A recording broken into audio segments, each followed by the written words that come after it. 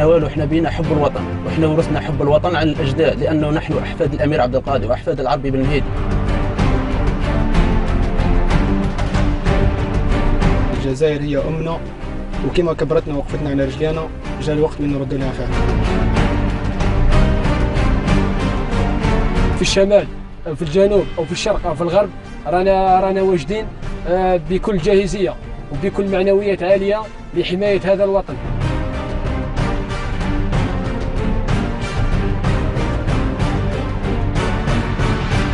أصولنا متجذرة في هذه الأرض، فقد أقسمنا بالله وعاهدنا الشهداء أن نضحي بالنفس والنفيس من أجل هذا الوطن العزيز.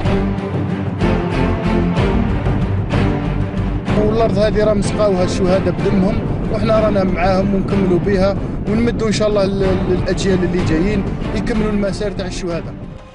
Même si l'Algérie n'a pas organisé un défilé militaire important, la petite démonstration de la force de frappe militaire algérienne lors de la fête de l'indépendance n'est pas passée inaperçue. Et s'il y a un pays qui a surveillé comme le lait sur le feu l'arsenal militaire algérien, c'est bien Israël.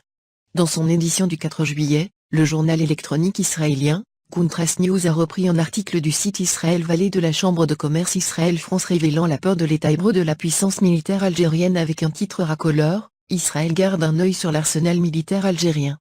Dans son article, l'auteur, Jacques Benilouche, qui avait rédigé l'année dernière un article dans le même sillage, s'est répété cette année encore et a commenté la puissance de l'armée algérienne. Israël garde un œil sur le renforcement de l'arsenal militaire algérien qui pourrait servir dans une coalition contre lui.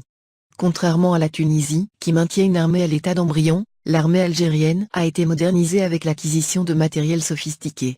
Classée 6e mondial des pays importateurs d'armes conventionnelles, l'Algérie a consacré 13 milliards de dollars aux achats d'armement en 2015, en particulier des avions de combat.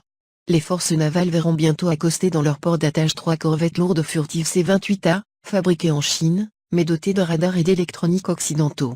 Les autorités allemandes ont approuvé un contrat d'armement entre un groupe de défense, Rheinmetall, et l'Algérie qui devrait permettre à l'entreprise allemande de produire des véhicules blindés sur place. Enfin, la Russie est le partenaire principal en tant que fournisseur d'armement militaire de pointe. Dans le même sillage, le journaliste israélien donne un aperçu de l'intérêt grandissant que portent les services de sécurité israéliens à Armée nationale populaire et expose même une menace imaginaire. Les services de sécurité israéliens suivent de près l'évolution de l'Algérie qui fait preuve d'une véritable efficacité logistique. Le Mossad avait mis en garde le gouvernement, dès 2009, sur l'expansion dangereuse d'une force maritime algérienne capable de mettre en danger la sécurité intérieure d'Israël. La marine commerciale israélienne représente 70% du commerce extérieur, qui transite via le détroit de Gibraltar en longeant les côtes algériennes à une distance de 185 km. Le 360 reprend à son compte l'information donnée par l'Institut international de recherche pour la paix de Stockholm, selon laquelle l'Algérie s'apprête à recevoir, en 2018, deux nouveaux sous-marins russes modèle Project 636E diesel électrique SSK en 2018. De même qu'il rappelle que les forces navales algériennes possèdent déjà 4 sous-marins diesel électriques SSK, dont 2 de l'ancien modèle, Project 877 OKM Kilo, livrés en 1987 et 1988, ainsi que 2 autres réceptionnés en 2010. Le but recherché à travers cette fixation sur les capacités de dissuasion des forces navales algériennes est sans doute d'essayer de vendre à l'opinion publique internationale l'image d'un voisin oriental belliqueux dont Xen cherche à tromper l'opinion et à faire croire qu'il a acquis la supériorité sur l'Algérie, tout en maquillant une réalité amère, qui est que l'effort de guerre contre les Sahraouis a épuisé le royaume financièrement, humainement et même psychologiquement. N'était le respect de la légalité internationale, les Sahraouis auraient pu en découdre avec leurs bourreaux depuis fort longtemps. Il est utile de rappeler aussi que le Maroc, qui aspire à reconquérir de chimériques contrées algériennes, n'est même plus capable, depuis 1991, d'exercer une quelconque autorité sur les territoires sahraouis qu'il prétend indûment être les siens. Le Maroc, affaibli par un suicidaire effort de guerre de plus de 14 ans, 1975 à 1991, ne peut pas se mesurer à une Algérie qui demeure attachée à ses principes de bon voisinage. Le journaliste israélien évoque même des cas d'espionnage et avertit qu'en dépit de l'éloignement, Israël a mis l'Algérie sur la liste de ses ennemis potentiels. Des soupçons d'espionnage se sont d'ailleurs portés sur le Mossad après que 2 de ses agents, portant des documents d'identité diplomatique, aient été arrêtés par la police allemande sur le chantier naval où sont construites 2 frégates Mekoa 200 pour le compte des forces navales algériennes. Ils cherchaient à s'informer sur la technologie avancée des canons et sur les munitions intelligentes.